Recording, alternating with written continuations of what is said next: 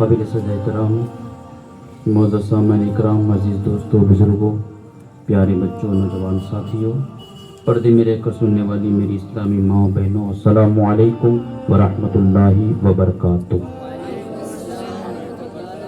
الحمدللہ رب العالمین، الصلاۃ والسلام علی اشرف الانبیاء والمرسلین، اما بعد۔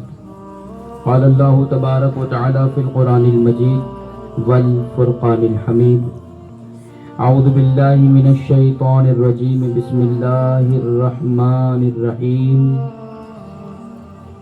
واتخذوا من مقام ابراہیم مصلی، صدق اللہ المولانا العظیم، وبلغنا رسولہ النبی الامین المکین المعین المختار الکریم، ونحن على ذلك لمن الشاہدین والشاکرین والذاکرین والحامدین، والحمد للہ رب العالمین۔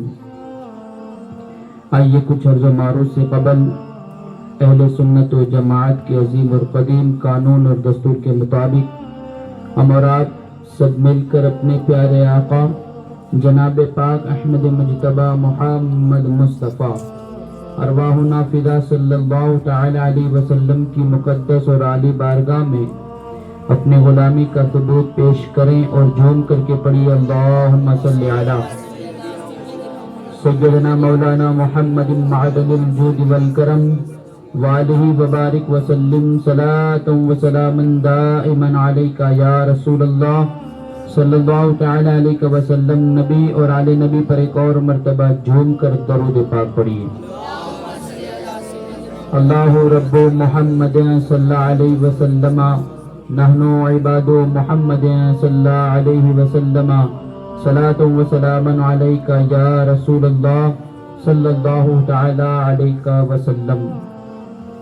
حضرات گرامی، ماحول اور معمول کے مطابق، اپنی عادت کے مطابق نعت پاک رسول صلی اللہ علیہ وسلم کے چند اشعار میں آپ لوگوں کی گوش گزار کرنے کی کوشش کروں گا۔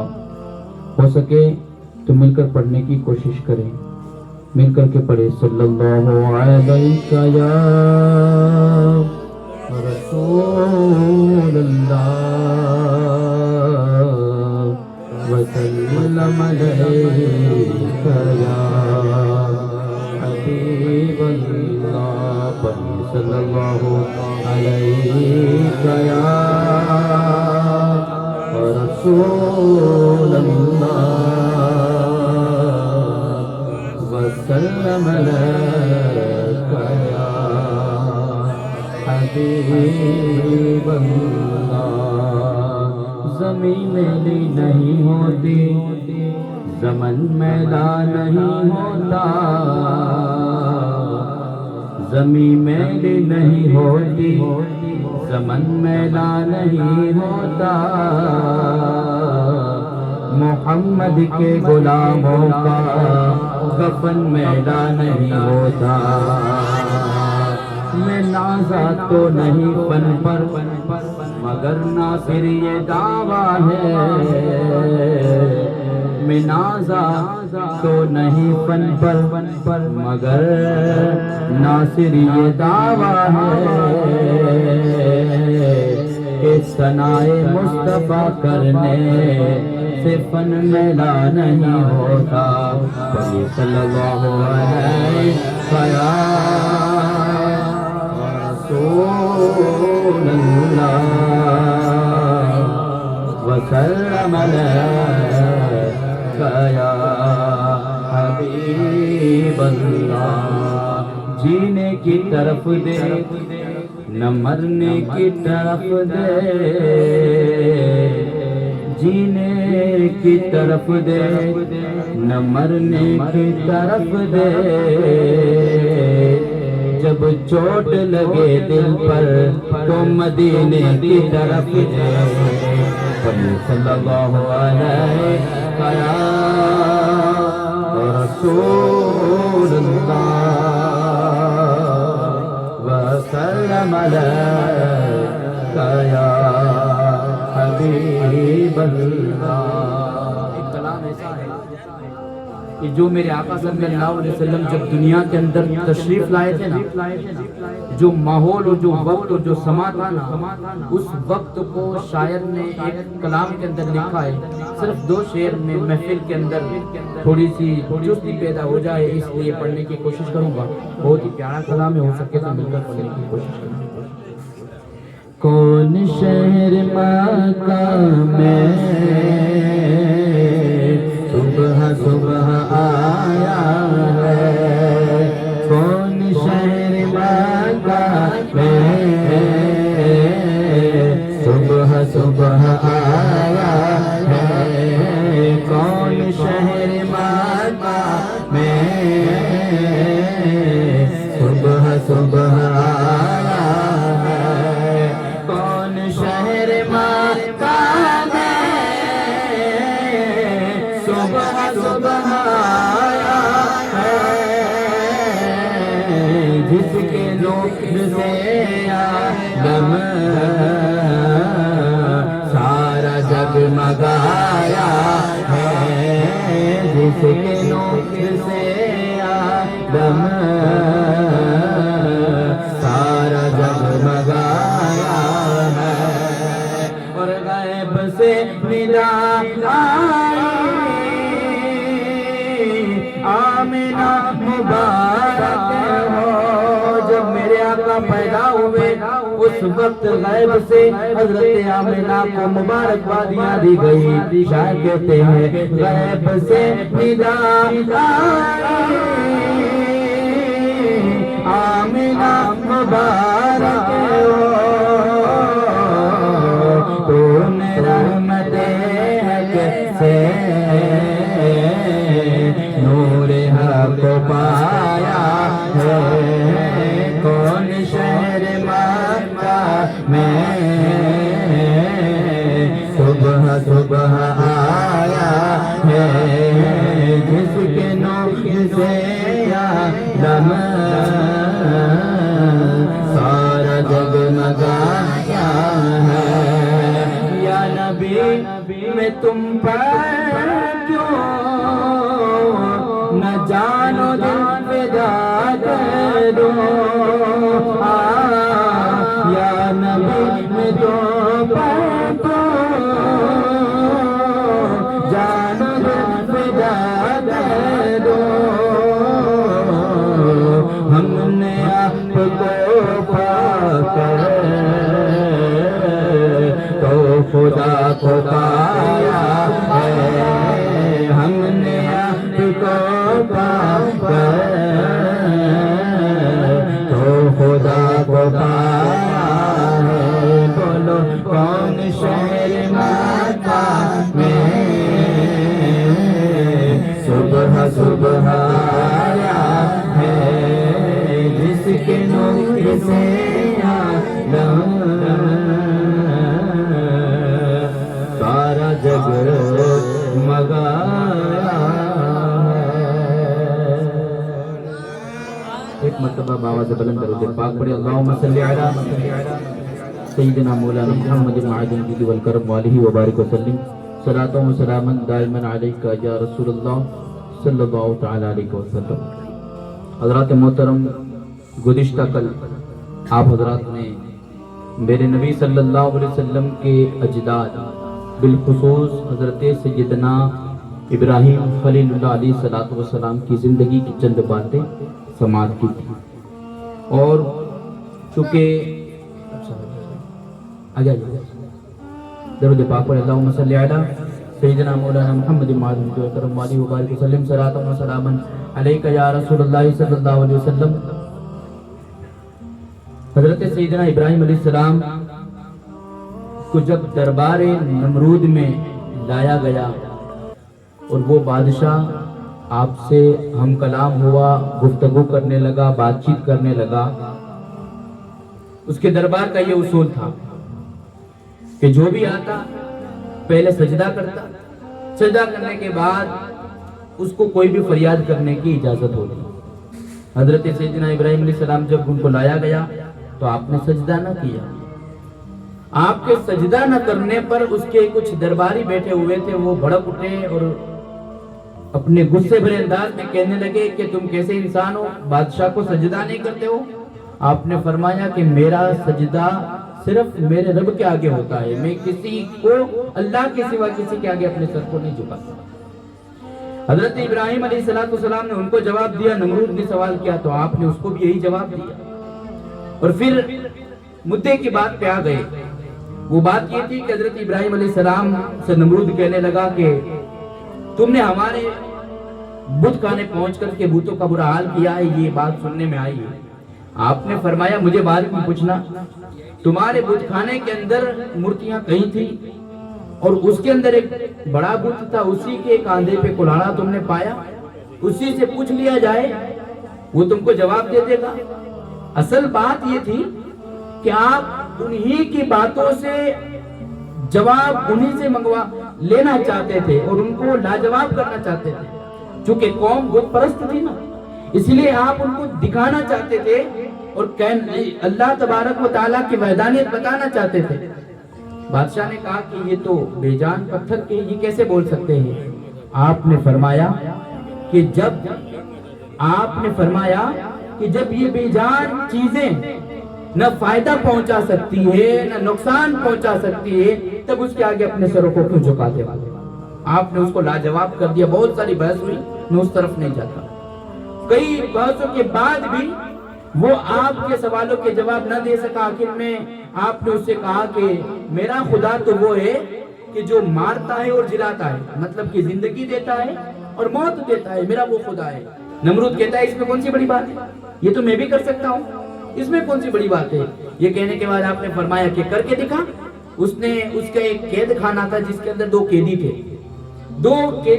ایک کو آزاد کرنے کا ارادہ کیا تھا اور ایک کو جو ہے قتل کرنے کا ارادہ کیا تھا۔ اس نے کہا کہ اس قیدی کو میں چھوڑنے والا تھا اور اس کو قتل کرنے والا تھا۔ اب دیکھ، جس کو قتل کرنے والا تھا اس کو چھوڑ رہا ہوں اور جس کو چھوڑنے والا تھا اس کو قتل کر رہا ہوں، مطلب کہ جلاتا بھی ہوں اور مارتا بھی ہوں۔ آپ نے کہا تیرے اندر بے وقوفی سا نظر آ رہا ہے، تو ملک نظر آ رہا ہے۔ میرا رب تو وہ ہے کہ ایک ہی بندے کو مارتا ہے، ایک ہی بندے کو جو ہے ایک ہی بندے کو زندہ بھی کرتا ہے۔ وہ لاجواب ہوا۔ پھر آخر میں آپ نے فرمایا کہ اگر تو اپنے اوپر اتنا گھمنڈ کرتا ہے، اپنے اوپر تجھے اتنی ہی جو ہے ناز ہے اپنے اوپر، تو میرا رب ہے جو اس طرف سے سورج کو نکالتا ہے اور اس طرف ڈوبوتا ہے۔ تیرے اندر طاقت ہے تو اس دیر سے نکال کر ادھر ڈوبو کے دکھا۔ اس کے اندر وہ طاقت تھی نہیں، وہ لاجواب ہو گیا۔ آخر میں کہنے لگا کہ بس اب کچھ نہیں کرنا، ان کے ہاتھ باندھ دو، ان کو رسیوں سے جکڑ کر کے ابھی قید میں بند کر دو، ان کے بارے میں مشورہ کریں گے کیا کرنا ہے۔ انہوں نے ایسا کیا ہے، ہمارے خداؤں کا برا حال کیا، ان کے ساتھ ایسا مشورہ کریں گے اور اس کے بعد ان کو سزا دی جائے گی۔ حضرت ابراہیم علیہ السلام کو قیدی بنا کر کے ایک کمرے کے اندر بند کر دیا گیا۔ نمرود نے اس کے ساتھیوں کو بلایا، بڑے بڑے اس زمانے کے جو لوگ تھے ان کو بلایا اور مشورہ کرنے لگا کہ اب ان کے ساتھ کیا کیا جائے۔ کسی نے کہا کہ قتل کر دیا جائے، کسی نے کہا کہ شہر بدر گاؤں سے باہر نکال دیا جائے۔ دیکھو اس کے بارے میں پلاننگ ہو رہی ہے۔ اللہ کے پیغمبر اور اللہ کے رسول حضرت سیدنا ابراہیم علیہ السلام کے بارے میں یہ پلاننگ ہو رہی ہے۔ ہمیں اس سے میسج اور ہمیں تعلیم اور سبق حاصل کرنا چاہیے کہ مصیبتیں اور تکلیفیں اللہ کے نیک بندوں پہ آتی ہے، اللہ ان کو آزماتا ہے۔ کیسے آزمائش ہوئی؟ حضرت سیدنا ابراہیم علیہ السلام کے بارے میں پلاننگ ہوئی کہ بھائی ان کو کوئی کہتا ہے قتل کر دو، کوئی کہتا ہے گاؤں سے باہر کر دو، کوئی کہتا ہے کہ ان کو جو ہے پھانسی دے کر کے لٹکا دو۔ سب اپنے اپنے حساب سے مشورے دینے لگے۔ ایک ضعیف العمر، ایک بڑی عمر والا ایک شخص تھا، وہ کہنے لگا کہ نہیں، ان کو پھانسی نہ دی جائے، نہ قتل کیا جائے، نہ کچھ کیا جائے، بلکہ ان کو آگ میں جلا دیا جائے، اور ایسے ہی آگ میں نہ جلایا جائے بلکہ گاؤں کے پورے سماج کے لوگوں کو جمع کیا جائے، سب کے بیچ میں آگ لگائی جائے اور سب کے بیچ میں ان کو جلایا جائے، تاکہ سب کو سبق مل جائے کہ حکومت کے خلاف کوئی کام نہ کیا جائے، کہ وقت کے بادشاہ کے خلاف کوئی قدم اٹھانے کا کبھی نہ سوچے، ایسا کیا جائے۔ نمرود کو یہ ہیلا پسند آیا۔ پھر وہ چونکہ ایک گاؤں کا تو سرپنچ تھا نہیں، ایک گاؤں کا تو بادشاہ تھا نہیں، میں نے آپ کو کل بتایا کہ وہ ایسا تھا کہ پوری دنیا پہ سلطنت کرتا تھا۔ اس نے الگ الگ ملکوں کے اندر پیغام بھیجے، الگ الگ دیشوں کے اندر، الگ الگ کنٹریز کے اندر اس نے جو ہے چٹھیاں بھیجی کہ سب جمع ہو جاؤ، ہمیں مشورہ کرنا ہے اور ہمارے ایک دشمن کو جو ہے ہمیں سزا دینی ہے۔ پھر کیا ہوا؟ الگ الگ جگہ سے لوگ آئے، جمع ہوئے۔ نمرود نے حکم دیا کہ تمام لوگ جمع ہو کر کے ایک جگہ لکڑیاں جمع کرو۔ پورے گاؤں والے शहर वाले पूरे जो है मुल्क वाले मिलकर के लकड़ियां जमा करो। अंदाजा करें, हम चंद आदमी अगर मिलकर के जंगल से लकड़ी काट के लाएंगे, 10-12 आदमी लग जाए, 1 महीने में कितनी लकड़ियां जमा कर सकते हैं हम? यहाँ ये लकड़ियां समाये नहीं, इतनी लकड़ियां जमा कर सकते हैं। वो पूरे शहर वाले, पूरे गांव वाले हजरत इब्राहिम एक अल्लाह के बंदे को, उनको आग लगाने के लिए पूरे तमाम के तमाम लोग, इसमें सिर्फ ऐसा नहीं कि जवान और पहलवान नहीं, बच्चे भी, बूढ़े भी, औरतें भी, मर्द भी, सब के सब लोग ये काम में लग गए। जंगल में जाते और उन्होंने अपने काम काज छोड़ दिए कि नमरूद के दरबार से हमको खाना पीना मिल जाएगा, अब कमाने की जरूरत नहीं है, बल्कि हम जो है हमारे बादशाह का जो हुक्म है उसके ऊपर अमल करेंगे। तमाम के तमाम लोग लकड़ियां जमा करने में लग गए, सब के सब लोग लकड़ियां जमा करने में लगे। 1 महीने तक लकड़ियां जमा की गई, 1 महीने तक। अब पूरे गांव वाले जमा करेंगे, कितनी जमा हो जाएगी? 1 महीने तक लकड़ियां जमा की गई और फिर कहा गया कि इसमें आग भड़काई जाए, आग लगा दी गई। अब जाहिर सी बात है, 1 महीना अगर कोई लकड़ियां जमा करे, एक आदमी भी, फिर उसमें आग लगाए तो बताओ आग कितनी भड़केगी, उसकी तपिश कैसी होगी, उसकी गर्माहट कैसी होगी। अब ये अल्लाह के पैगंबर हजरत इब्राहिम अलैहिस्सलाम कैद में बंद है, उधर आग लगा दी गई है, और जब तपिश हुई ना तो किसी की हिम्मत नहीं होती थी कि आग के करीब जाए। कहते हैं रिवायतों में, अलग अलग रिवायत है, किताबों में लिखा है कि आग ऐसी भड़कती थी कि उसके ऊपर से कोई परिंदा निकलता ना हवाओं में तो वो भी जल करके खाक हो जाता था, इतनी तपिश हो रही थी आग, इतना उससे गर्माहट निकल रही थी और इतनी भड़क रही थी वो आग। फिर क्या हुआ? मशवरा किया कि यार करीब जाने की तो किसी की हिम्मत नहीं, इनको डालेगा कौन? सिपाहियों को हुक्म देके कोई करीब जाए तो डालने की हिम्मत करेगा, इनको आग में पहुंचाएगा कौन? फिर क्या हुआ? कोई इसका किसी को रास्ता नहीं मिलता था। शैतान इब्लीस इंसानी शक्ल में आया और कहने लगा नमरूद के पास आकर के, कहने लगा कि ऐसा ना करे, किसी के अंदर ताकत नहीं है, कोई पहलवान ऐसा है, बड़े बड़े थे लेकिन आग के पास जाने की किसी की भी हिम्मत नहीं। उसने एक हिला दिया कि तुम एक रास्ता करो कि मैंने दोज़ख के अंदर मंजनीक देखी है।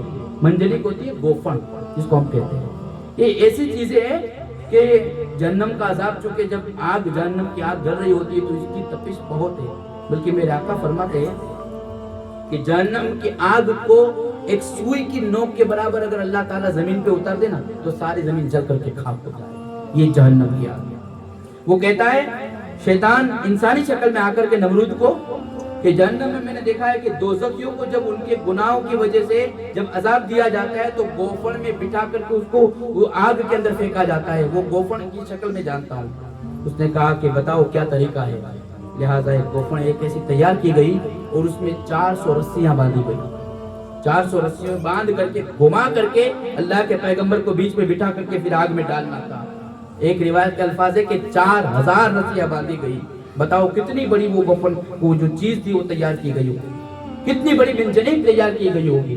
किताबों में लिखा है ये तैयार करने के बाद हजरत इब्राहिम अलैहिस्सलाम को लाया गया, बिठा दिया। अब सब लोग कोशिश कर रहे हैं। बादशाह के दरबार के पहलवान बड़े बड़े होते हैं, एक आदमी 100 के बराबर होता है। बड़े बड़े लोग आए, कोशिश करने लगे कि गोफन को घुमा करके फेंका जाए, लेकिन ये गोफन, ये मंजनीक घूमने का नाम नहीं ले रही है। सब हैरान हुए, परेशान हुए, बहुत परेशान हुए। नमरूद के भी जो है सर से पसीना टपकने लगा, उसके सिपाही भी पसीने से जो है इस तरीके से उनके सरों से पसीना टपकने लगा कि किसी को सूझता नहीं था कि इसको घुमाए कैसे। शैतान इंसानी शक्ल में आया, नमरूद के पास कहने लगा कि ये पता है क्यों नहीं घूमती? क्या क्यों? क्या कि तुमने जिससे दुश्मनी मोल ली है ना, जिससे तुमने दुश्मनी की है वो अल्लाह तबारक व तआला का दोस्त है, अल्लाह से मोहब्बत करता है, अल्लाह से प्यार करता है, और जो अल्लाह से प्यार करता है अल्लाह ताला गैब से उसकी मदद फरमाया करता है, गैब से उसकी मदद फरमाया करता है। और कहा कि अल्लाह की इनके ऊपर मदद हो रही। कहा कैसे? कहा कि अल्लाह ने फरिश्ते भेजे, फरिश्ते गोफन को पकड़े हुए, गोफन को ऐसे जकड़े हुए कि गोफन, अगर तुम तो क्या, अरे तुम तो 400 आदमी हो, तुम तो 4000 आदमी हो। कहता है वो इब्लीस इंसानी शक्ल में आकर के नमरूद को कि पूरी दुनिया में घूम और सब जगह से बड़े बड़े पहलवानों को उठा ला, पूरी जमीन के इंसान भी मिल जाएंगे फिर भी इसको हिला नहीं सकेंगे, क्योंकि इसको फरिश्तों ने पकड़ा हुआ है, इसको कोई नहीं हिला सकेगा। फिर क्या हुआ? तो कहता है कि फरिश्तों को दूर कैसे किया जाए। यहाँ पर इबरत की एक बात आ रही है। कहता है फरिश्तों को दूर कैसे किया जाए। कहा कि तुम्हारे गांव के अंदर औरतें हैं? कहा उनको जमा किया जाए। औरतें चुके सब जमा, गांव वाले सब मौजूद थे, सब लोग बीच में کھڑے ہو کے تماشا دیکھ رہے تھے، عورتیں بھی تھی، مرد بھی تھے، بچے بھی تھے، بوڑھے بھی تھے، سب تھے. کہا کہ جوان بچیوں کو سامنے لایا جائے اور ان کی سروں سے دوپٹے ہٹا دیے جائے. کہا کیا ہوگا؟ کہا کہ عورت کے سر سے جب دوپٹہ ہٹ جاتا ہے تو اللہ کے معصوم فرشتے شرم کی وجہ سے وہاں سے چلے جایا کرتے. فرشتے ہٹ جایا کرتے. کہا فرشتے ہٹ جائے گے پھر تمہارا کام آسان ہو جائے گا. نمرود نے حکم دیا کہ عورتوں کو سامنے لایا جائے، جوان عورتوں کو، اور ان کے سروں سے دوپٹے ہٹا دیے جائے. چنانچہ ایسا ہی کیا گیا. عورتوں نے اپنے سروں سے دوپٹے ہٹائے، رحمت کے فرشتے شرم کی وجہ سے چلے گئے. پیارے، یہاں سبق کیا ملتا ہے؟ بالخصوص میری ماں اور بہنوں سے میں کہہ رہا ہوں، ہمیں درس اور سبق کیا ملتا ہے؟ ہم گھر میں رہتے ہیں تو حکم یہ ہے کہ جب بھی گھر سے باہر ہو، بلکہ گھر میں بھی کوشش کرے کہ کم از کم سر کے اوپر دوپٹہ رکھا جائے. گھر سے باہر جائے تو جو اسلام کا طور و طریقہ ہے، اسلام اور شریعت جو ہمیں حکم دیتی ہے، اس کے مطابق پردے کی پابندی کی جائے. پتہ کیا چلا کہ جہاں پر عورتیں سروں سے دوپٹے ہٹا دیتی ہے وہاں رحمت کے فرشتے نہیں آتے، وہاں سے فرشتے چلے جایا کرتے ہیں. آج ہم یہ افسوس کرتے ہیں، یار میری روزی میں برکت نہیں آ رہی. کہتے ہیں کہ یار کھانا بناتے ہیں لیکن کھانے میں برکت نہیں ہوتی. جب کھانے بیٹھتے ہیں تو باپ بیٹے سے لڑتا ہے، بھائی بھائی سے لڑتا ہے، مطلب کہ اندر لڑا لڑی ہوتی ہے، پتہ نہیں چلتا بے سکونی کیسے. ذرا اپنے گھروں کا جائزہ لو کہ تمہاری گھر کی خواتین کھلے سر کہیں روٹیاں تو نہیں بنا رہی، سر کو کھلا رکھ کر کے یا بسم اللہ نہ پڑھ کے تو کہیں نہیں بنا رہی. یاد رکھیں، جن چیزوں کی ابتدا میں بسم اللہ پڑھی جاتی ہے، اللہ تبارک و تعالیٰ فرماتا ہے کہ میری عزت و جلال کی قسم، اگر بندہ مومن کسی چیز کی شروعات میں میرا نام شامل کر لے گا، میں اپنی عزت و جلال کی قسم کھا کے کہتا ہوں میں اس کے اندر برکت نازل فرما دوں گا، میں اس کے اندر برکت نازل کر دوں گا. بسم اللہ پڑھے گا تو برکت ہوگی، اگر بسم اللہ پڑھ کر کے نہیں ابتدا کی جائے گی تو بے برکت ہی آئے گا. کہنے کا مطلب یہ ہے کہ پردے کی پابندی کی جائے. حضرت ابراہیم علیہ السلام گوفن کے اندر ہے، انہوں نے پھر گوفن کو گھما کر کے آپ کو آگ میں پھینکا. مشہور بات ہے. ہوا کیا؟ حضرت ابراہیم آگ میں پہنچنے والے تھے، حضرت جبرائیل علیہ السلام آئے، بارش برسانے والا فرشتہ آیا، ہواؤں کو جو ہے پہنچانے والا فرشتہ آیا، روزی پہنچانے والا، کئی فرشتے آئے، آ کر کے ان کو آپشن دینے لگے کہ تم اگر اجازت دو ہم مدد کریں. حضرت جبرائیل یہاں تک کہتے ہیں کہ تم کہو نا تو ایسی ہوا چلا دوں نا کہ ہوا ایسی چل جائے آگ اڑ جائے گی اور قوم کے اوپر آگ گر جائے گی، تمام کے تمام نمرود بھی اور نمرودی لوگ بھی وہ سب کے سب جل کر کے راکھ ہو جائیں گے. آپ نے فرمایا کہ اللہ کا حکم ہے؟ کہ نہیں اللہ کا حکم تو نہیں ہے. کہا کہ بس اللہ کا حکم نہیں ہے تو مجھے تیری ضرورت نہیں ہے، میرے حال سے میرا رب واقف ہے، مجھے امید ہے کہ میرا اللہ میری مدد ضرور فرمائے گا، میرا رب میری مدد ضرور فرمائے گا. فرشتے، اللہ تبارک و تعالیٰ نے فرشتوں کو حکم دیا حضرت جبرائیل کو آسمانوں کے دروازے کھول دو، تمام ملائکہ دیکھو یہ میرا دوست، یہ میرا خلیل مجھ سے کیسی محبت کرتا ہے، بچپن سے پیدا ہوئے تب سے امتحانوں میں جکڑا ہوا ہے، پریکشا پریکشا پریکشا امتحان دیتے دیتے آج دیکھو پوری قوم پوری دنیا ان کے خلاف ہے، ایک تنے تنہا ہے، ایک تنے تنہا ہے جو اللہ کا نام لیوا ہے، اللہ کا نام لے رہے ہیں. فرشتے اللہ کی بارگاہ میں فریاد کرتے ہیں مولا اگر یہ بھی چلا گیا، یہ بھی جل گیا تو زمین کے اوپر تیرا نام لیوا کوئی موجود نہیں ہوگا. رب نے فرمایا اے فرشتوں گھبراؤ نہیں، ان کی مدد ہم کریں گے. جب حضرت ابراہیم آگ میں پہنچنے والے تھے رب نے فرمایا قلنا یا نار کونی بردا وسلاما علی ابراہیم، اے آگ ابراہیم کے حق میں ٹھنڈی اور سلامتی والی ہو جا. جیسے فرمانا تھا جو آگ جس کے اوپر حضرت ابراہیم گرنے والے تھے وہ آگ جنت کے باغوں میں سے ایک باغ بن جایا کرتی، ایک باغ بن جاتی ہے. حضرت ابراہیم علیہ السلام اس جگہ کے اوپر بیٹھے، ایک باغ بن گیا، وہاں پر جنت کی ہوا آنے لگی. آپ کئی دن تک وہیں پر رہے. کہتے ہیں کوئی روایتیں 20 دن 30 دن 40 دن مختلف روایتیں ہیں. آپ وہیں پہ رہے، جنت کے فرشتے اللہ کے معصوم فرشتے آپ کی مدد کر رہے ہیں، آپ کا خیال رکھ رہے ہیں. نمرودیوں کو کیا تھا؟ چونکہ آتش گدا بہت بڑا تھا اور ارد گرد آگ جل رہی تھی، ان کو یوں ہوا کہ آگ میں ڈال دیا جل گئے ہوں گے. لیکن ہوا ایسا کہ نمرود خود بھی اور اس کی بیٹی اپنی حویلی کے تیسرے یا چوتھے منزلے کے اوپر، چوتھے ماڑ کے اوپر چڑھ کر کے ٹہل رہا تھا. اس کی بیٹی بھی ٹہل رہی تھی. اس نے پہلے نمرود نے دیکھا کہ یار جس کو ہم نے آگ میں جلایا وہ تو اندر ہے، اس کے ارد گرد تو باغ ہے، پانی کی نہریں جاری ہے، وہ تو اچھے طریقے سے زندگی بسر کر رہا ہے. نمرود تعجب میں پڑ گیا، حیرت میں پڑ گیا. نمرود کے دل میں خیال آیا کہ یار کہ ایسا تو نہیں، میں جھوٹا اور یہ سچا. کہیں یہ واقعی میں اللہ کا رسول تو نہیں ہے، یہ واقعی میں اللہ کے پیغمبر تو نہیں ہے؟ اپنے دل کے اندر گھٹانے لگا. پھر کیا ہوا؟ کہتے ہیں لالچ، یہاں پتا چلے گا.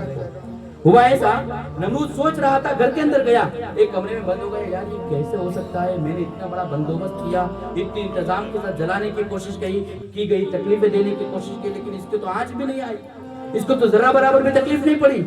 وہ سوچنے لگا کہ کہیں ایسا تو نہیں کہ یہ حق کے راستے کے اوپر ہے، میں غلط راستے کے اوپر ہوں. ہونا تو یہ چاہیے کہ وہ خود بھی کلمہ پڑھ کر کے ان کے دین میں داخل ہو جائے، لیکن اس نے سوچا کہ اگر ابراہیم کا کلمہ پڑھ لوں گا تو ہوگا کیا؟ پوری قوم میرے وروਧ میں ہو جائے گا، پورا سماج میرے مخالف ہو جائے گا. اب سماج مخالف ہو جائے گا تو کرسی بھی جائے گی، بادشاہت بھی ہاتھ سے چلی جائے گی. اسی لالچ کی بنیاد پر اس نے اس کے دین کو نہ چھوڑا اور باطل دین کے اوپر اسی طریقے سے اس کا انجام ہوا. یہاں پر کتابوں میں لکھا ہے اس کی بیٹی نے حضرت ابراہیم کو دیکھا تو خوش ہو گئی کہ یار ان کی مدد کیسے ہوئی. اس نے اوپر ہی سے حضرت ابراہیم سے بات کرنے کی کوشش کی. آپ نے اسے گفتگو کی، وہ کہا کہ میں اللہ کا پیغمبر ہوں، اللہ کا نبی ہوں، تم کو بھی دعوت دیتا ہوں. آپ کا دعوت دینا تھا. نمرود کی بیٹی نے اسی وقت کلمہ پڑھا، لا الہ الا اللہ ابراہیم خلیل اللہ. اس طریقے سے اس دین حضرت ابراہیم علیہ السلام کے دین کو قبول کیا اور اللہ کی نیک بندی بن گئی، اللہ کی برگزیدہ بندی بن گئی. پھر ہوا ایسا، بہت لمبی روایتیں ہیں، بہت طویل ہے، چونکہ مجھے آقا صلی اللہ علیہ وسلم کے نسب کی طرف آپ کو لے جانا ہے. حضرت سیدنا ابراہیم علیہ السلام وہاں سے پھر باہر آئے. آپ اور یہ نمرود کی بیٹی، اس نے اپنے باپ سے جھگڑا کیا، یا دونوں باپ بیٹی کے بیچ میں بول چال ہوئی. پھر وہاں سے نکلے، الگ گاؤں دوسری طرف چلے گئے. آگے بڑھتے گئے. کتابوں میں لکھا ہے کہ یہ جو خاتون تھی، یہ جو نمرود کی بیٹی تھی جو بعد میں مسلمان ہو گئی تھی، حضرت ابراہیم نے اپنی اولاد کے اندر ایک نام حضرت مدین کا آتا ہے، ان کے ساتھ ان کا نکاح کروا دیا تھا. ابھی حضرت ابراہیم علیہ السلام آگے چل رہے ہیں. ایک جگہ کے اوپر پہنچے. وہاں کیا دیکھتے ہیں کہ بہت سارے جوان لوگ جو شاہانہ لباس پہن کر کے ایک جگہ جمع ہو رہے ہیں، اور جمع ہو کر کے وہ انتظار کر رہے ہیں کبھی کوئی آئے گا، کوئی بادشاہ آئے گا یا کوئی شہزادی آئے گی یا کوئی بھی آئے گا. اس کے منتظر تھے، بیٹھ کر کے انتظار کر رہے تھے. کتابوں میں لکھا ہے حضرت ابراہیم علیہ نبی علیہ السلام اس کے قریب پہنچے. کسی سے پوچھا، بھئی تم کیا کر رہے ہو، یہاں جمع کیوں ہو رہے ہو؟ اس نے جواب دیا کہ یہاں کا جو بادشاہ ہے اس گاؤں کا یا اس شہر کا، یہاں کا جو راجہ ہے، اس کی ایک حسین و جمیل خوبصورت بیٹی ہے. وہ 7 دن سے ڈھونڈ رہی ہے کوئی ایسا حسن و جمال والا شخص، کوئی ایسا حسین و جمیل شخص کہ جو اسے مل جائے اور وہ اسے نکاح کرے. بڑے بڑے گاؤں کے، بڑے بڑے شہر کے جوان آ کر کے بیٹھتے ہیں کہ کسی کو بھی پسند کر لے اور اس کی جو ہے جھولی کے اندر یا اس کے ہاتھ کے اندر، اس شہزادی کے ہاتھ میں ایک سونے کا کنگن یا کوئی چیز تھی وہ ڈال دے، جس کے گود میں یا جس کی جھولی کے اندر یا جس کے ہاتھ کے اندر وہ شہزادی یہ سونے کی چیز ڈال دے گی، اسی سے وہ نکاح کرے گی. ہوا ایسا، حضرت ابراہیم کہتے ہیں کہ میں نکاح کے ارادے سے نہیں، بس ایسے ہی میں دیکھوں گا کہ منظر کیا ہوتا ہے. حضرت سیدنا ابراہیم علیہ السلام بھی کونے میں جا کر کے بیٹھے. گاؤں والے تمام جوان لوگ جو شادی کے خواہش مند تھے وہ جا کر کے بیٹھے. وہ شہزادی آئی، شہزادی بادشاہ کی بیٹی آئی، آ کر کے گھوم رہی تھی، سب کو دیکھ رہی تھی، کوئی پسند نہ آیا. پھر اس کی نظر کونے میں بیٹھے ہوئے حضرت ابراہیم علیہ السلام کے اوپر پڑی. حضرت سیدنا ابراہیم کے اوپر جیسے نظر پڑی، چونکہ آپ نبی تھے، اللہ کے پیغمبر تھے، اللہ کے رسول تھے، اور میرے آقا علیہ السلام کے اجداد میں سے تھے. اور حضرت سیدنا ابراہیم علیہ السلام وہ تھے جن کی پیشانی کے اندر میرے آقا کا نور محمدی چمک رہا تھا. اب ان کا اتنا حسین و جمیل چہرہ تھا، ایک ہی نظر کے اندر آپ پہ فرق تھا ہوئی، اور آپ کے گود میں آ کر کے اس نے وہ سونے کی چیز ڈال دی اور اپنے بادشاہ سے، اپنے باپ سے کہہ دیا اگر میں نکاح کروں گی تو انہی سے کروں گی. حضرت ابراہیم کو لایا گیا. نہ ان کے پاس کوئی پراپرٹی تھی، نہ ان کے پاس زمین تھی، نہ جائیداد تھی، کچھ نہیں تھا. دیکھو چند لمحوں کے اندر کتنے مالدار ہو جاتے ہیں.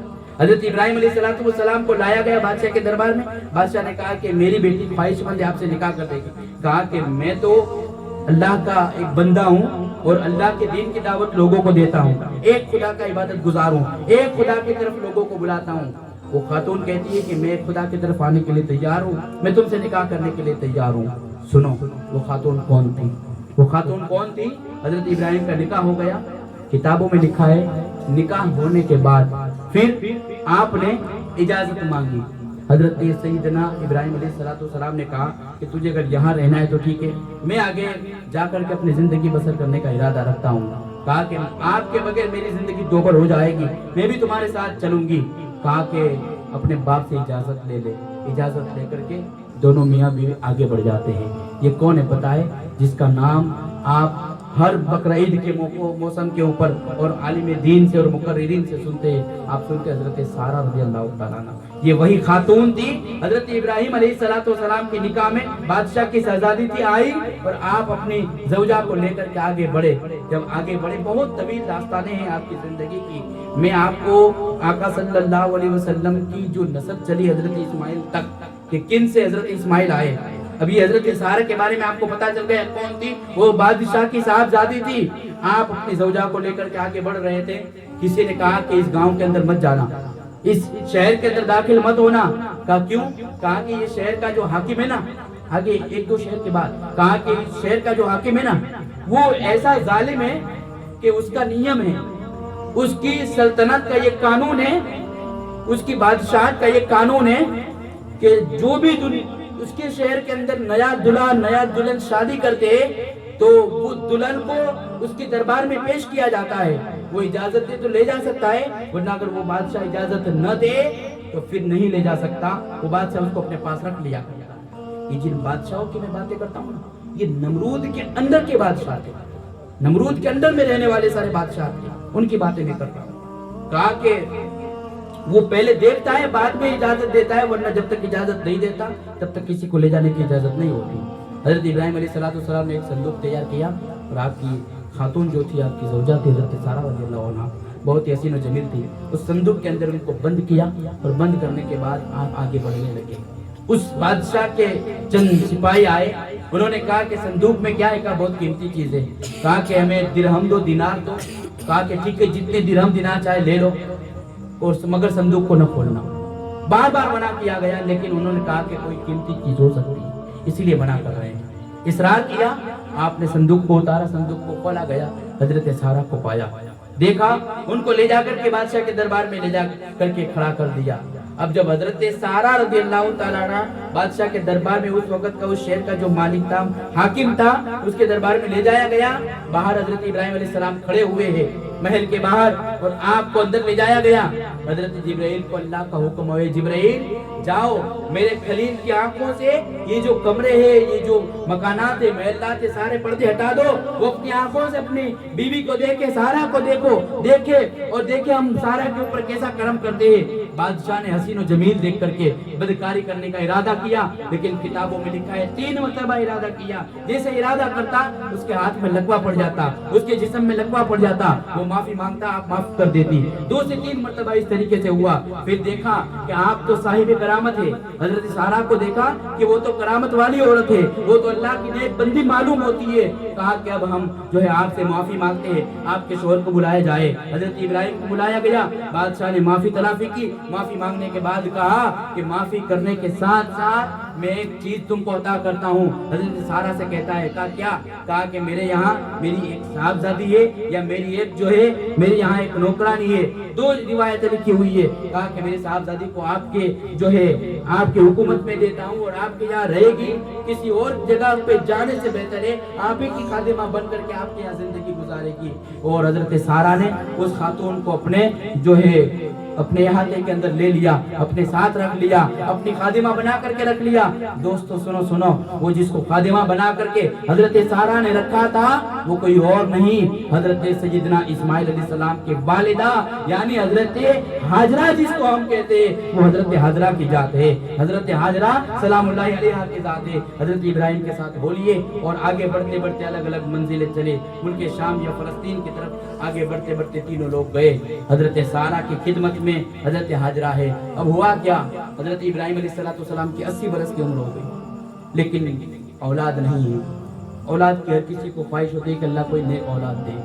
جب اولاد نہ ہوئی، حضرت سارہ نے آپ سے کہا کہ آپ ایک کام کریں، میری خادمہ جو ہے نا ہاجرہ، ان سے نکاح کر لیں، میری قسمت میں اولاد نہیں ہو سکتا ہے، اللہ ان کے ذریعے سے اولاد پیدا کر۔ اب ہوا ایسا، انہوں نے کہا، مشورہ دیا، حضرت ابراہیم نے حضرت ہاجرہ سے نکاح کر دیا۔ ایک حضرت ہاجرہ، ایک حضرت سارہ، دوسری بھی آپ کی بیویاں ہوئی، ان کے انتقال کے بعد اس طرف میں نہیں جاتا، دونوں سے نکاح کیا، حضرت ہاجرہ اور سارہ سے۔ اور پھر ہوا ایسا، ایک لمبی طویل عرصے کے بعد 80 سال کی عمر تو ہو چکی تھی. اللہ کے بارگاہ میں دعا کرتے ہیں مولا رب حب لی من الصالحین، اے میرے مالک مجھے نیک اور صالح اولاد عطا فرما. ہوا ایسا وقت مقررہ پر حضرت ہاجرہ سے ایک بیٹے کا جو ہے جنم ہوتا ہے، ایک بیٹے کی ولادت ہوتی ہے، جس کو ہم حضرت سیدنا اسماعیل کے نام سے یاد کرتے ہیں. وہ اسماعیل ذبیح اللہ جن کو اللہ کے حکم کے بنیاد پر، امتحان کے بنیاد پر حضرت سیدنا ابراہیم علیہ السلام وادی مینا پہ لے گئے تھے، اور جن کے ہم آج قربانی کرتے ہیں وہ سیدنا اسماعیل. تو معلوم کیا ہوا، حضرت ابراہیم کی دونوں بیویاں، ایک حضرت ہاجرہ ایک حضرت سارہ، میرے آقا کی جو نسل چلی وہ ہاجرہ کے بیٹے حضرت اسماعیل علیہ السلام سے نسل چلی. اور پھر دنیا کے اندر ہم سنتے رہتے ہیں کہ حضرت سارہ رضی اللہ تعالیٰ عنہ کے بعد میں ایک مدت کے بعد ان سے ایک بیٹے پیدا ہوئے جن کو حضرت اسحاق علیہ السلام کہا جاتا ہے. پھر آگے بڑھ کر کے نسلوں میں حضرت یعقوب علیہ السلام آتے ہیں. بنی اسرائیل کی جو انبیاء ہے وہ حضرت اسحاق کی اس طرف کی نسل چلے، لیکن جو آقا علیہ السلام کا نسب نامہ ہے وہ حضرت سیدنا اسماعیل علیہ نبی جنا علیہ السلام سے جا کر کے ملتا ہے. حضرت اسماعیل اور پھر میرے آقا صلی اللہ علیہ وسلم کے درمیان پشتوں کے اندر ایک نام آتا ہے حضرت عدنان. حضور علیہ السلام سے جب پوچھا جاتا تھا نا کہ آپ کا نسب نامہ بیان کرو، تو حضور علیہ السلام حضرت عدنان تک نسب نامہ یعنی 21 پشتے آقا علیہ السلام لوگوں کو بیان کر کے بتایا کرتے تھے. حضرت عدنان پھر ان کے بیٹے اس طریقے سے نسل بعد نسل میرے آقا صلی اللہ علیہ وسلم کا یہ خاندان پر آتا گیا. حضور علیہ السلام کا نور نبوت آگے بڑھتا گیا. ایک ایسے شخص جن کا نام حضرت ہاشم کتابوں کے اندر لکھا ہے، یہ میرے آقا صلی اللہ علیہ وسلم کے پردادا جو حضرت سیدنا عبد المطلب کے بھی والد بزرگوار ہیں، حضرت ہاشم سے جا کر کے ملتا ہے. کہتے ہیں حضرت ہاشم ایسے شخص تھے کہ جو غریبوں کا خیال کرتے تھے، لوگوں پہ رحم کرتے تھے، اور ان کا کام یہ تھا کہ لوگ جب مکہ شریف کی طرف جاتے حج کے لیے، ایسے وقت میں لوگ جب پریشان ہو جاتے، ایک دن ایسا ہوا کہ مکہ شریف جو حاجی حج کے لیے گئے تھے وہ بہت پریشان ہوئے. وہاں پر کہ ایک ایسا دکان آیا، اس جگہ کے اوپر ایسا ایک دکان آیا کہ لوگ کھانے پینے کے محتاج ہو گئے.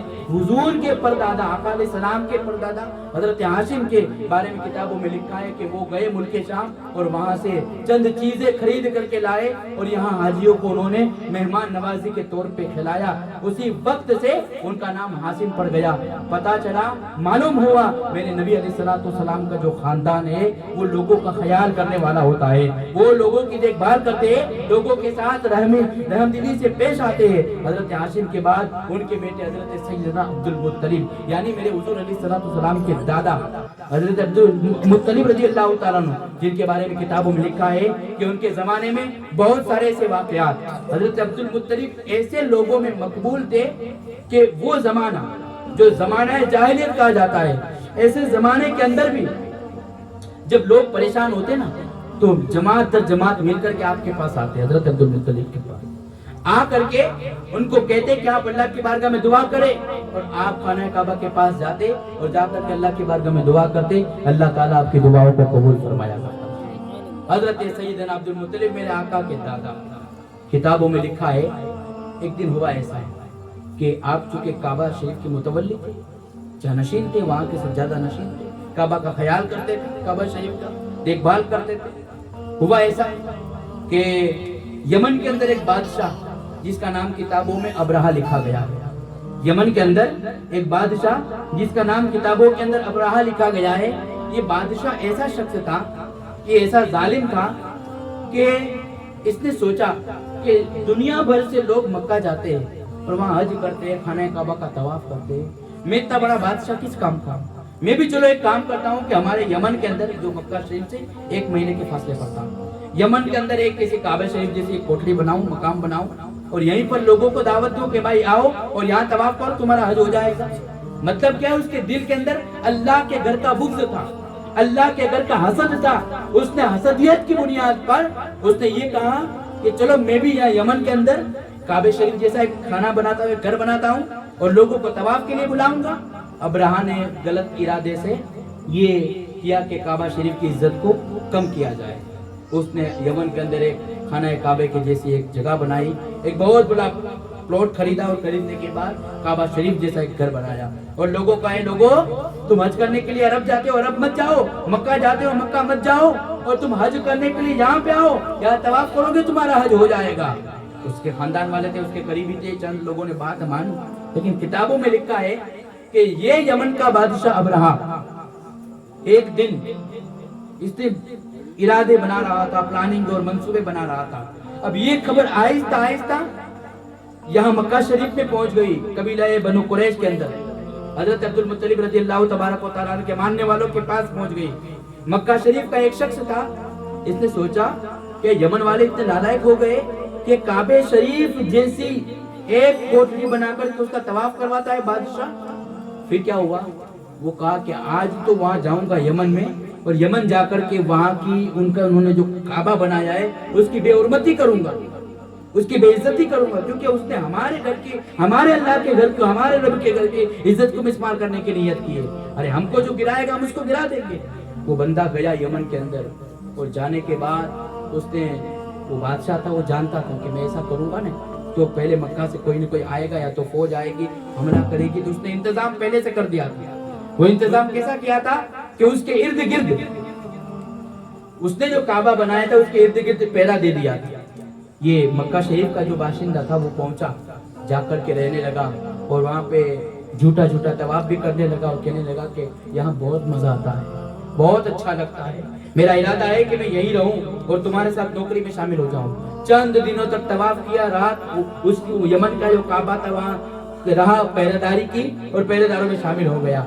एक दिन देखा कि सब पहरेदार सोए हुए हैं, बादशाह भी सोया हुआ है, और अंदर जाकर के उसने पाखाना किया और वहां से फिर जो है मक्का शरीफ की तरफ आ गया। वो तो निकल गया, सुबह जब लोग उठे, पहरेदार भी उठे, बादशाह उठा, यमन के बादशाह को पता चला कि मक्का शरीफ का एक शख्स आया था, वो हमारे घर की बेहुरमती करके चला गया है। बादशाह को पता चला कि ऐसी बेइज्जती करके गया है कि हमारे घर जिसको मैंने काबा बनाया था उसी के अंदर पाखाना करके चला गया है। किताबों में लिखा है कि वो बादशाह बड़ा गजबनाक हुआ, कहा कि अब तो मक्का शरीफ के अंदर जो काबा है उसको हम रहने नहीं देंगे, न मक्का वालों को रहने देंगे, न काबे शरीफ को रहने देंगे। उसने इरादा कर लिया, कई हजार की एक फौज तैयार करी, वो यमन के बादशाह ने कई हजार की फौज तैयार करी, और तैयार करने के साथ ये इरादा किया कि मक्का जाएंगे अरब में, और वहां जाकर के खाना काबा की भी और जो लोग इसकी ताजीम करते हैं वहां के रहने वालों को भी हम दुनिया से निस्तो नाबूद कर देंगे। देखो अल्लाह के घर को गिराने के इरादे से, इस नीयत के साथ ये बादशाह चला। 2-4 आदमी लेकर नहीं, हजारों की तादाद में फौज, हजारों की तादाद में हाथियों का लश्कर लेकर के ये अबरहा आगे बढ़ता गया, बढ़ता गया, बढ़ता गया। जब मक्का के करीब पहुंचा, 1-2 मंजिल बाकी थी, 1-2 गांव बाकी थे, वहां पे उसने पड़ाव किया और अपने एक आदमी को भेजा कि जाओ मक्का जाओ, और वहां के जो मुतवल्ली है, वहां के जो कारकुनान है, उनसे जाकर के कहो कि हम तुम्हारे खाना काबा को गिराने के इरादे से आए हैं, वहां देख करके आओ, और उनसे ये कह देना। उसका आदमी गया और हजरत सैयदना अब्दुल मुत्तलिब के पास पहुंचा, और ये खबर पहुंचा दी गई कि ऐसे ऐसे मामला हो गए कि मक्का शरीफ के रहने वाला एक शख्स था, वहां जाकर के बेहुरमती कराया, और फिर बादशाह गजब नाक होकर के हमारे खाना काबा को गिराने के इरादे से आया। लोगों में बातें फैल गई, लोगों के अंदर डर महसूस होने लगा कि अब क्या होगा, अब हम तवाफ करने कहाँ जाएंगे, हाँ हम अल्लाह की बंदगी करने कहाँ जाएंगे, हम जो है दुआ मांगेंगे तो कहाँ जाकर के दुआ मांगेंगे। सब परेशान हुए। हजरत सैयदना अब्दुल मुत्तलिब ने लोगों से फरमाया, घबराने की जरूरत नहीं है, परेशान होने की जरूरत नहीं है। देखो सुनो, ये घर मेरा नहीं है, आपका नहीं है, ये घर अल्लाह तबारक व तआला का है, लिहाजा हमारे घर की हम हिफाजत करते हैं। ये घर अल्लाह का है, अल्लाह भी जरूर इसकी हिफाजत फरमाएगा, अल्लाह जरूर इसकी हिफाजत फरमाएगा। फिर आप चंद लोगों के साथ कहते हैं कि हजरत सैयदना अब्दुल मुत्तलिब रज़ी अल्लाह तआला अन्हु खाना काबा के करीब आए, और काबा शरीफ का जो दरवाजा था उसके ऊपर जो जंजीर थी, उस जंजीर को पकड़ करके अल्लाह की बारगाह में दुआ करते हैं, ए अल्लाह, हर बंदा अपने घर की हिफाजत करता है, हर शख्स अपने घर की हिफाजत करता है, ए मेरे मालिक तू भी अपने घर की हिफाजत फरमा। इस तरीके से दुआ करके ज़ार कतार होकर के अल्लाह की बारगाह में दुआ कर रहे हैं। वहां पर जो बादशाह रुका हुआ था वो अपनी प्लानिंग मंसूबे बना रहा था, अपनी फौज को तैयार कर रहा था। उसने कहा सिपाहियों से कि देखो मक्का वालों की क्या हालत है। कहा मक्का वालों में कोई खौफ भी नहीं है, कुछ भी नहीं है, वो तो बेधड़क घूम रहे, खा रहे, पी रहे, अपने तरीके से रह रहे। कहा कि उन लोगों को मेरा डर नहीं। कहा नहीं, डर तो था, लेकिन उनके जो बादशाह थे, उनके रहने वाले हजरत सैयदना अब्दुल मुत्तलिब जो वहां के करते रहते हैं, इन्होंने इनको हिम्मत दिला दी है। कहा ये कैसे हो सकता है? कहा ऐसा ही हुआ है। कहा कि फिर देखो क्या कर रहे हैं। कहा कि मक्का के लोग तो हमारी तरफ आकर के उनकी बकरियां और उनके मवेशी चढ़ा रहे हैं। कहा कि जाओ उनकी ऊंटों को, उनकी मवेशियों को गिरफ्तार कर लो, और गिरफ्तार करने के बाद यहाँ पे ले आओ। बादशाह के हुक्म पा करके उसके सिपाही गए और जाकर के मक्का वालों के जो ऊंट थे, जो भी बकरियां थी, जो कुछ भी था, वो गिरफ्तार कर लिया। और गिरफ्तार करने के बाद अपने पास रखा इन्होंने। हजरत सैयदना अब्दुल मुत्तलिब को पता चला कि ये बदबख्त आया है और इसने ऐसा सुलूक किया है, इसने ऐसा सुलूक किया है कि हमारे यहाँ जो ऊंट वगैरह थे, बकरियां जो चल रही थी, उन सबको गिरफ्तार करके ले गया है। हजरत सैयदना अब्दुल मुत्तलिब खुद गए और जाकर के उसके पास पहुंचे, उसको पहले पैगाम दे दिया।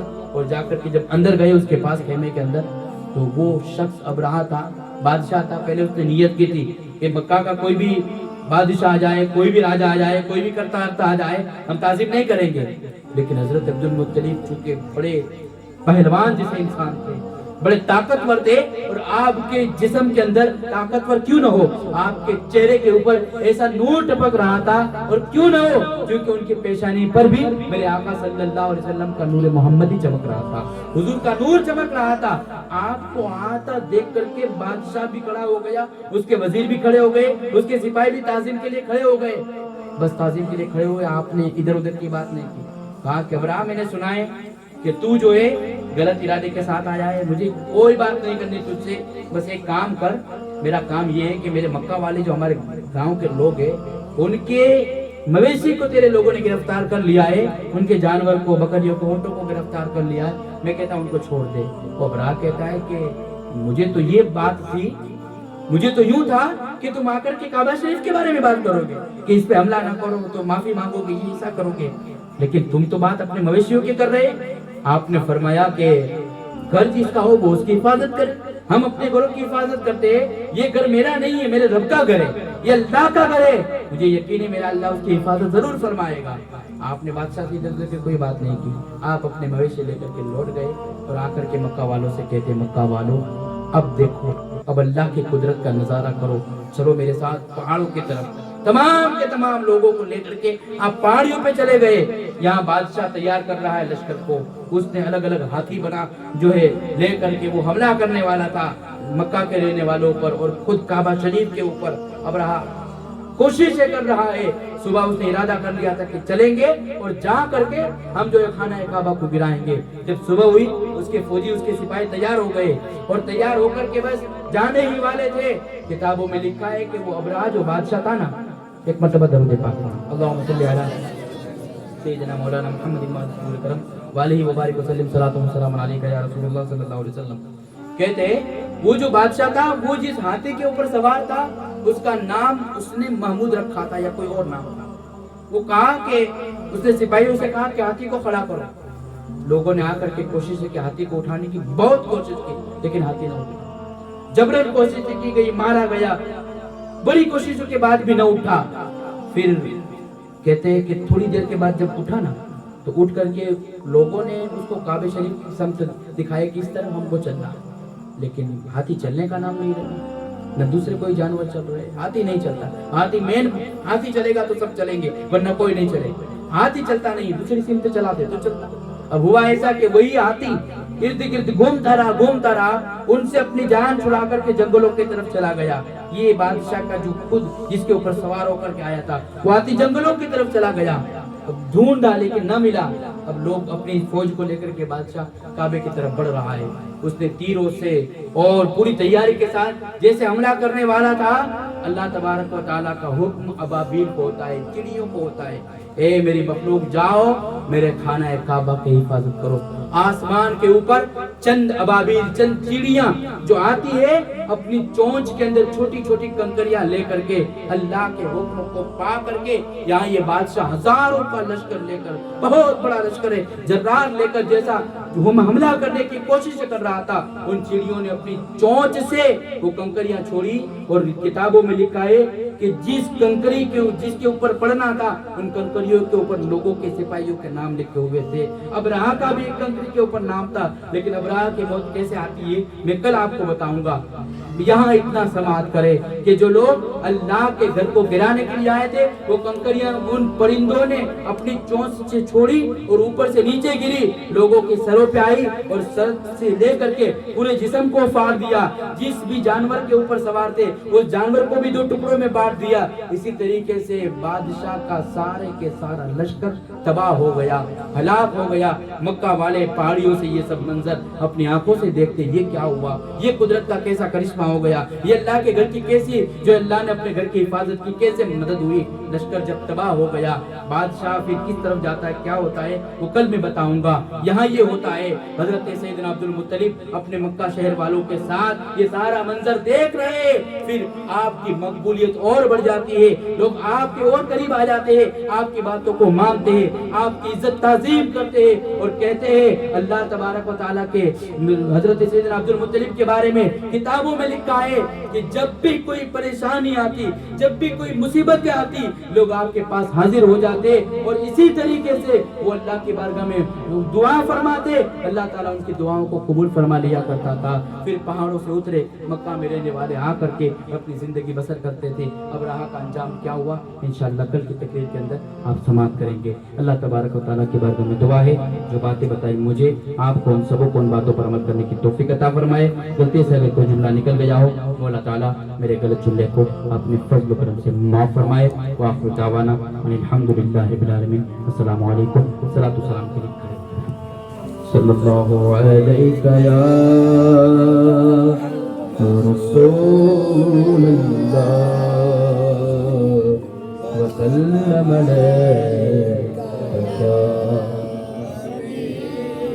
یا نبی سلام علیک یا رسول سلام علیک یا نبی سلام علیک یا رسول سلام علیک یا حبیب سلام علیک یا حبیب سلام علیک صلوات اللہ علیک یا نبی سلام علیک یا رسول سلام واسطہ مولا علی کا واسطہ ماں فاطمہ کا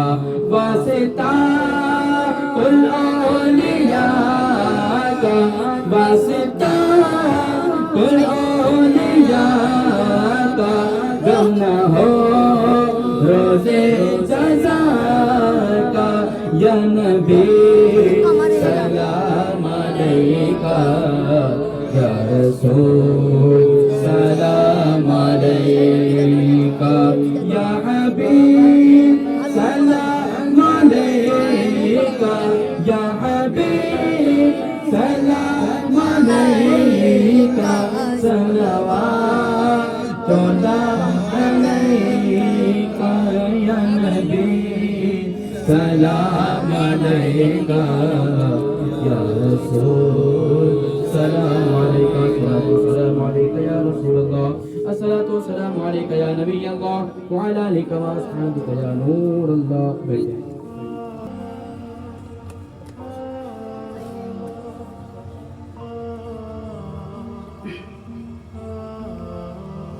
اللهم ربنا آتنا في الدنيا حسنة وفي الآخرة حسنة وقنا عذاب النار وقنا عذاب القبر وقنا عذاب الحشر وقنا عذاب الدارين اللهم رب اجعلني مقيم الصلاة ومن ذريتي ربنا وتقبل دعاء ربنا اغفر لي ولوالدي وللمؤمنين يوم يقوم الحساب۔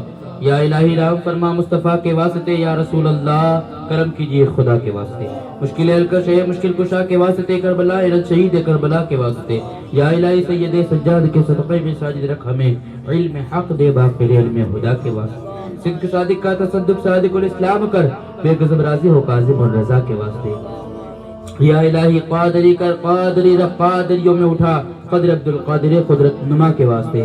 الہی دکھا دے ہم سبوں کو وہ مدینہ کیسی بستی ہے جہاں پر رات دن مولا تیری رحمت برستی ہے۔ یا الہی ہمیں با ایمان دنیا سے اٹھا، میرے مولا حضرت غوث الورا کے واسطے، میرے مولا حضرت خواجہ پیا کے واسطے، میرے مولا حضرت احمد رضا کے واسطے۔ یا اللہ تبارک و تعالیٰ جو محفل سجائی گئی، جو بھی نعت منقبت حمد صلاۃ السلام کل سے جو بھی درس و بیان ہوا، پڑھنے سننے سنانے میں اگر کوئی لفظ ساون مان منقطع ہوئی وہ اپنے فضل و کرم سے معاف فرما دے۔ اس کا ثواب سب سے پہلے تیری بارگاہ میں نظر کرتے قبول فرما لے، تیرے پیارے محبوب علیہ السلام کی بارگاہ میں پہنچاتے قبول فرما لے، ان کے وسیلے سے تمام انبیاء اکرام کی روح تک پہنچاتے قبول فرما لے، تمام صحابہ اکرام کی روح تک پہنچاتے قبول فرما لے، تمام تابعین تبع تابعین تابعات تبع تابعات کی روح تک پہنچاتے قبول فرما لے۔ حضرت آدم سے لے کر قیامت تک جتنے بھی مسلمان آئے آنے والے جو بھی دنیا میں موجود ہے، یا اللہ تمام مسلمانوں کے ارواحوں تک پہنچاتے قبول فرما لے۔ مولا تبارک و تعالیٰ آج کی محفل کا جنہوں نے انتظام کیا، مالک و مولا ان کے خاندان کے جتنے بھی مرحومین دنیا سے ایمان کے ساتھ گئے ان کی روح تک بھی پہنچاتے قبول فرما لے۔ مالک و مولا ہم تمام کے مرحومین کی بارگاہوں تک پہنچاتے قبول فرما لے۔ یا اللہ تیرے پیارے محبوب صلی اللہ علیہ وسلم کے صدقے توسل سے ہم سبوں کو 5 وقتہ نمازوں کی پابندی کرنے کی توفیق عطا فرما، ہماری پیشانیوں میں سجدوں کی تڑپ عطا فرما، ہمارے سجدوں میں لذت عطا فرما، چاشنی عطا فرما، اخلاص عطا فرما، للہیت عطا فرما، تیرا قرب عطا فرما، تیرے محبوب سے سچی محبت کرنے کی توفیق عطا فرما۔ یا اللہ عالم اسلام کے مسلمانوں کے ایمان کی حفاظت فرما، عالم اسلام کے مسلمانوں کے عقیدوں کی حفاظت فرما، بالخصوص برما فلسطین سیریا و جاپان و افغان کے مسلمانوں کے غیب سے مدد فرما، اہل ہند کے مسلمانوں کے غیب سے مدد فرما۔ تجھے فضل کرتے نہیں لگتی بار، نہ ہو تجھ سے مایوس امیدوار۔ گناہوں کی عادت چھوڑا میرے مولا، مجھے دیکھ انسان بنا میرے مولا۔ گناہوں کی عادت چھوڑا میرے مولا، مجھے بنا میرے مولا۔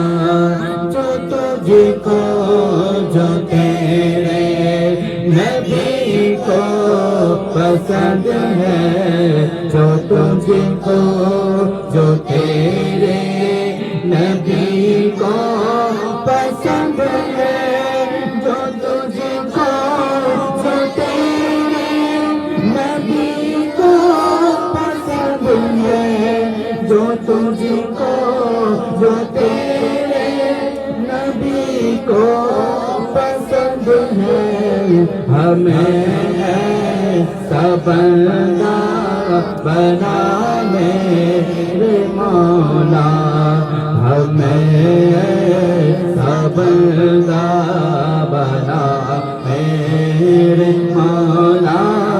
گناہوں کی عادت چھوڑا میرے مولا، مجھے انسان بنا میرے مولا۔ جنہوں نے کما ہے دعا کا مجھ سے، جنہوں نے کہا ہے دعا کا مجھ سے، جنہوں نے کہا ہے دعا کا مجھ سے، جنہوں نے کہا ہے دعا کا مجھ سے، تو کر دے سبھی کا بھلا میرے مولا، تو کر دے سبھی کا بھلا میرے مولا۔ گناہوں کی عادت چھوڑا میرے مولا، ہمیں انسان بنا میرے مولا۔ ان اللہ وملائکتہ یصلون علی النبی یا ایھا الذین آمنوا صلوا علیہ وسلموا تسلیما۔ صلاة وسلام عليك يا رسول الله صلى الله عليه وسلم. سبحان ربك رب العزة عما يصفون وسلام على المرسلين والحمد لله رب العالمين. وحق لا إله إلا الله محمد رسول الله.